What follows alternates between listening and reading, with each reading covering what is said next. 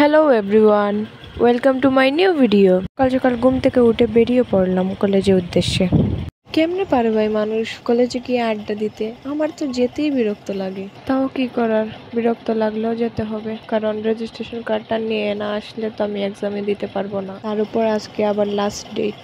আপনারা কি একটা জিনিস খেয়াল করেছেন, যখন মন ভালো থাকবে না তখনই কিছু না কিছু একটা উল্টাপাল্টা কাজ হবে। আমার সাথেও আজ একটা কাজ হয়েছে। আমি গাড়ির জন্য অপেক্ষা করছিলাম, কিন্তু তখনই একটা সিএনজি ড্রাইভার আমাকে বলে যে কোথায় যাবেন। আমি বললাম এইখানে। মানে কি বলবো ভাই, মানে যেভাবে বলেছে এই লোকটা, আমি ভেবেছি ওই গাড়িটাই মেবি আমাকে নিয়ে যাবে। তো আমি 5 মিনিট সেখানে দাঁড়িয়েছিলাম, ভাবছি যে হয়তো আমাকে নিয়ে যাবে। গাড়ির তো আর কোনো খোঁজ নেই, কিন্তু আমার সাথে এমনভাবে কথা বললো কেন আমি বুঝতেই পারলাম না। মানে আমি পুরো শক।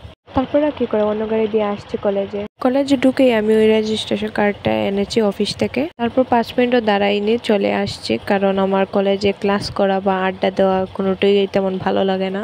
তার উপর আমার ফ্রেন্ডস গ্রুপে কেউ ছিল না, আর আমি একা ছিলাম, কারণ ওরা আরো 2-1 দিন আগে এনেছে। আমার একটা প্রবলেম থাকার কারণে আমি ওদের সাথে যেতে পারিনি, তাই একা একা আরো বিরক্ত লাগছিল। আজকে ভিডিও এই পর্যন্ত। লাইক, কমেন্ট, শেয়ার করতে ভুলবেন না। টাটা।